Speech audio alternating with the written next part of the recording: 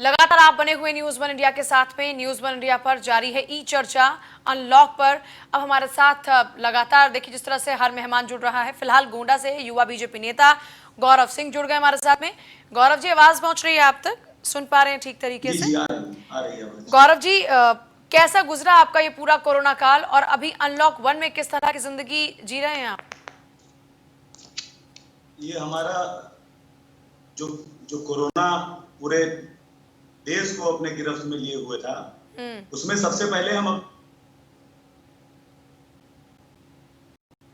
आपकी आवाज चली गई गौरव जी। हेलो हेलो गौरव, सुन पा रहे हैं आपको, बोलिए। जी, सबसे पहले मैं अपने इस कोरोना काल में अपने देश के प्रधानमंत्री श्री नरेंद्र भाई मोदी जी को बहुत बहुत धन्यवाद देना चाहता हूं, और अपने प्रदेश के मुख्यमंत्री योगी आदित्यनाथ को भी मैं बहुत धन्यवाद देना चाहता हूं कि इस महामारी के समय भी उन्होंने पूरी तरीके से देश हित में बहुत सारे फैसले किए। 24 घंटे में 22 घंटा काम करके उन्होंने इस कोरोना काल में जितने हमारे नेटवर्क में लगातार इशू आ रहा है, एक बार जरा टीम इसको रिजॉल्व कर ले, फिर हम गौरव के पास वापस लौटते हैं।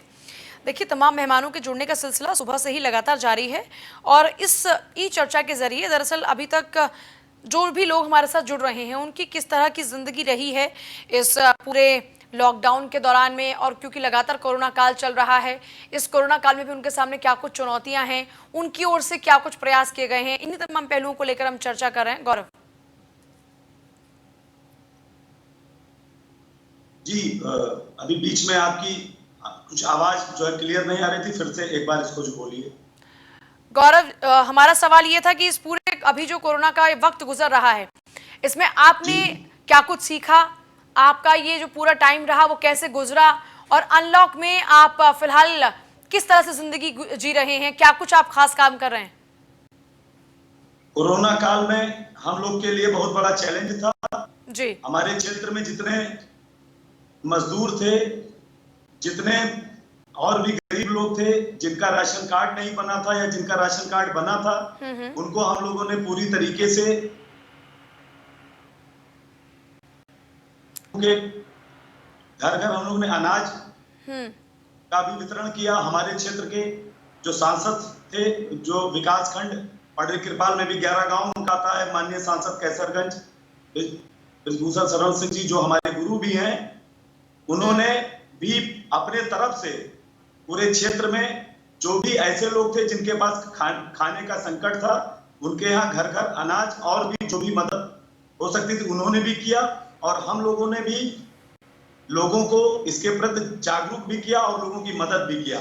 और उसके बाद हमारे जो मनरेगा की योजना थी विकास खंड से, उसको भी हम लोगों ने सही से संचालित किया, जिससे लोगों को जो है रोजगार यहाँ पर मिले। और अब जब लॉकडाउन खत्म हो गया है, अब हम लोग अनलॉक में हैं, उसमें भी हम लोगों ने अपने क्षेत्र में जितने प्रवासी मजदूर आए हैं उनको भी हम लोग रोजगार देने के संबंध में कुछ जगह हम लोगों ने समूह का भी गठन कराया, कुछ जगह हम लोगों ने मनरेगा मजदूरी से भी उनको दिया, और भी ऐसी ऐसी बहुत सी योजनाएं जिससे हम लोग चाहते हैं कि उन तक लाभ पहुंचे। अच्छा। कोई हमारे यहाँ भूखा ना रहे, मतलब भूखा ना रहे, इसलिए आप लोगों ने लगातार प्रयास किया, और अब आप उन लोगों के लिए मनरेगा योजना के तहत रोजगार के अवसर भी मुहैया करा रहे हैं।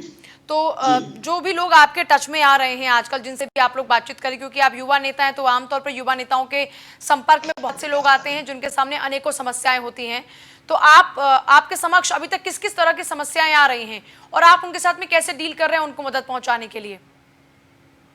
जैसे हम लोग जब गांव पर सुबह बैठते हैं 2-3 घंटा, मैं अपनी बात बता रहा हूँ, जब मैं गांव में सुबह जो बैठता हूँ तो बहुत सारी समस्या आती है। जैसे बहुत लोग आते हैं, जैसे महिलाएं आती हैं, जैसे उनके अभी भी कुछ जो है पति उनके अभी बाहर हैं, जो अभी भी नहीं आ पाए हैं, तो वो लोग अब वहां पर भी काम शुरू हो गया है, तो यहाँ पर भी हम लोग उन महिलाओं का या और भी जैसे लोग हैं तो उनकी भी हम लोग उनसे कह रहे हैं, जिनका जॉब कार्ड नहीं बना उनका जॉब कार्ड बनवा रहे हैं, जिनका राशन कार्ड नहीं बना उनका राशन कार्ड बनवा रहे हैं, जो उनके सामने और भी समस्या आ रही है, जो इतना दिन से जो अभी काम 3 महीने बंद था, उसमें फिर से कैसे पटरी पर जीवन आए उनका सरकार की, जिसमें हम लोग उनको जोड़ रहे हैं कि जिसमें वो जुड़े और उनका में हम लोग उनको जोड़े। सबसे प्रभावी स्कीम है मनरेगा, सरकार की मनरेगा जो स्कीम है, और हमारे विकास खंड में मनवर नदी का भी काम चल रहा है, जिसमें बहुत सारे मनरेगा मजदूर भी लगे हुए हैं। हमारे यहाँ इस समय 7,270 मजदूर आज के डेट में काम वहां पर चल रहा है। ठीक है गौरव, क्योंकि अभी अनलॉक 1 शुरू हो चुका है, अनलॉक 1 में लोगों ने अपने घरों से बाहर निकलना शुरू कर दिया, और क्योंकि अब कोई भी जिला उत्तर प्रदेश का ऐसा नहीं है जो उस पर कोरोना से अनछुआ हो, हर जिले तक खतरा पहुंच चुका है और लोग भी तेजी के साथ अपने घरों से बाहर निकल रहे हैं, और अब ऐसे में उनके ऊपर ज्यादा खतरा है, तो इसको लेकर लोगों को आप किस तरह से अवेयर कर रहे हैं? जैसे हमारे जो क्षेत्र के माननीय विधायक जी हैं प्रतीक भूषण सिंह जी, वो इस क्षेत्र में आकर भी लोगों को विजिलेट कर रहे हैं कि आप हमेशा मास्क जो है आप मास्क लगाइए, और क्षेत्र में मास्क का भी उन लोगों ने आकर अपना खुद भी वो जो है जो वितरण किया, और हम लोग के भी माध्यम से क्षेत्र में मास्क और सैनिटाइजर का जो हो रहा है वितरण। सोशल डिस्टेंसिंग का सबसे बड़ा हम लोगों ने कहा है कि आप लोग थोड़ा सोशल डिस्टेंसिंग करिए, थोड़ा दूरी बनाइए, और जो है अगर दूरी बनाए रहेंगे तो इस कोरोना नाम का जो ये महामारी इसमें चल रहा है, जो ये वायरस है, इससे हम लोग बहुत कुछ जो है निजात पा सकते हैं। और लोग मान भी रहे हैं, जैसे क्षेत्र में शादी वादी है तो शादी में भी हम लोग समझा रहे हैं, जैसे पुराने समय में जैसे हमारे लोगों के यहाँ जो बुजुर्ग हैं वो जो बताते थे कि पहले पुराने समय में और जब बारात जाती थी तो उसमें भी 51 या बहुत हो गया तो 100 लोग। 1980 के बाद लोग बताते कि ये फैशन में आया कि धूमधाम डीजे और ज्यादा जो है पब्लिक, लेकिन पहले के लोग कहते तो इस समय प्रकृति ने और ईश्वर ने भी ये मौका दिया है हम सबको, पूरे भारत देश के वासियों को, पूरे विश्व के वासियों को, कि चमक दमक से हटे जो वास्तविकता उस पर आए, और उससे वहां पर रहेंगे तो इस कोरोना से भी जो निजात होगा और फर्जी फिजूल खर्ची भी नहीं होगा। बिल्कुल, ये परिवर्तन का दौर है और इस परिवर्तन को हमें स्वीकारना चाहिए। प्रकृति ने हमें फिर से मौका दिया है कि हमने अब तक जिन गलत संस्कृति को अडॉप्ट किया है उनको हम फिलहाल छोड़ दें। अगर उनको छोड़ देंगे तो बेहतर हालात में हम भी होंगे, समाज भी होगा और हमारी इकोनॉमी भी होगी। ये लोगों को समझ लेना चाहिए, और युवा होने के नाते लोगों तक आप जो संदेश का प्रवाह कर रहे हैं इसके लिए आप बधाई के पात्र भी हैं। लेकिन इस बीच क्योंकि आप युवा हैं और युवा इस वक्त बहुत दिलचस्पी ले रहा है इन दिनों एक मुद्दे में, वो है भारत और चीन के बीच में जो लगातार सीमा को लेकर तनाव बढ़ता जा रहा है, उस तनाव को लेकर आपकी अपनी राय क्या कहती है? भारत सरकार का क्या कदम होना चाहिए फिलहाल चीन से निपटने के लिए?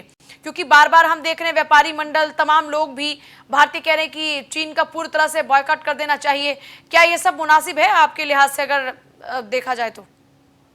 सबसे पहले मैं एक चीज कहना चाहता हूं, सबसे पहले मैं इस देश के सैनिकों का जिन्होंने हमारे देश के लिए अपनी जान दे दी, जो शहीद हो गए, उनको मैं सबसे पहले श्रद्धांजलि देना चाहता हूं, उनको मैं नमन करना चाहता हूं कि वो लोग हमारे लोगों के लिए, हमारे देश के लिए। एक चीज और बताना चाहता हूं, मेरा भाई भी खुद जो है मेजर है डोगरा में। अच्छा। मैं डोगरा रेजिमेंट में, और आज के डेट में वो उत्तराखंड बॉर्डर पर वो भी वहां पर तैनात है चाइना में।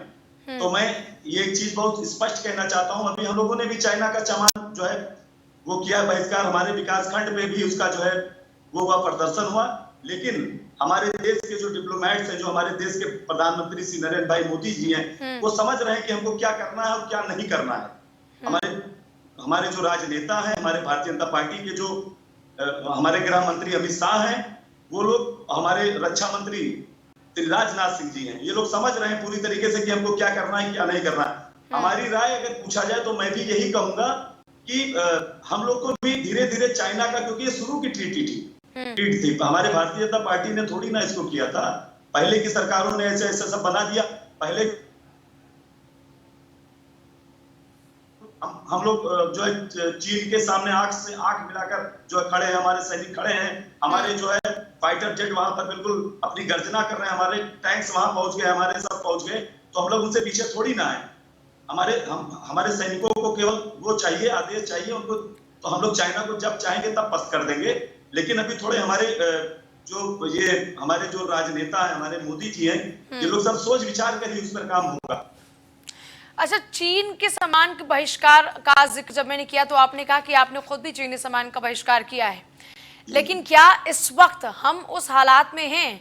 हम लोकल के लिए वोकल की बात तो कर रहे हैं, लेकिन क्या वाकई में उस हालात में हैं कि हम चीन के सामान का पूर्ण रूप से बहिष्कार कर सकें?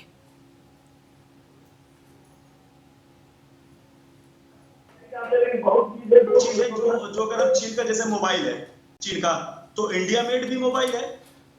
अगर हम चाइना का मोबाइल छोड़ दें तो कोई दिक्कत नहीं है हमको। हमारे पास भी ऐसे है कि हमारे देश में भी ऐसी कंपनियां हैं या और भी देश हैं विदेश के जो हमको जो है मोबाइल सप्लाई कर रही है, सॉफ्टवेयर सप्लाई कर रहे हैं। हम एक तुरंत तो नहीं छोड़ सकते, लेकिन धीरे धीरे करके हम चीन का पूरी तरीके से सत्यानाश कर सकते हैं। हमारी भाषा में उनको आहुति जैसे हवन होती है, तो उनका धीरे धीरे करके वो हो जाएगा सब उनका। अच्छा, मतलब आप ये कह रहे हैं कि धीरे धीरे हम इस ओर कदम बढ़ा चुके हैं और धीरे धीरे हम चीन को निस्तनाबूद कर देंगे। आप युवा होने के नाते ये दम भर रहे हैं। क्या कुछ इस वक्त अनलॉक 1 क्योंकि शुरू हुआ है, इसमें संदेश देना चाहेंगे आप लोगों को? अनलॉक 1 जो शुरू हुआ है, सबसे पहले मैं विकास कार्य अपने क्षेत्र में बताना चाहता हूँ कि जो हमारे यहाँ क्षेत्र में बहुत तेजी से विकास कार्य जैसे शुरू हो गया। जैसे सबसे पहले हमारे यहाँ स्कूलों का कायाकल्प, हमारे विकास खंड पडरी कृपाल में जैसे स्कूलों का जो हमारे शासन की भी नीति थी, हमारे भारतीय जनता पार्टी के जो हमारे प्रधानमंत्री हैं श्री नरेंद्र भाई मोदी, उन्होंने ये पहले का हमारे जो सूबे के हमारे मुख्यमंत्री हैं योगी आदित्यनाथ ने कि जब तक हम चले ठीक है, सबसे पहले स्कूल चाहिए। हमारे इससे पहले पूर्ववर्ती जो सरकारें थी हमारी, उसमें कुछ ध्यान ही नहीं दिया गया समाजवादी पार्टी की। ठीक है गौरव जी, बहुत ही शुक्रिया आपका बातचीत के लिए। देखिए, कुल मिलाकर लगातार लोगों की जुड़ने का सिलसिला जारी है, लेकिन हम आपसे यही कहेंगे इस चर्चा के दौरान में भी और चर्चा के बाद भी कि आप अपना ख्याल रखिए। इस वक्त आप जितना खुद को बचाकर रखेंगे उतने ही आप इस कोरोना से सुरक्षित रहेंगे।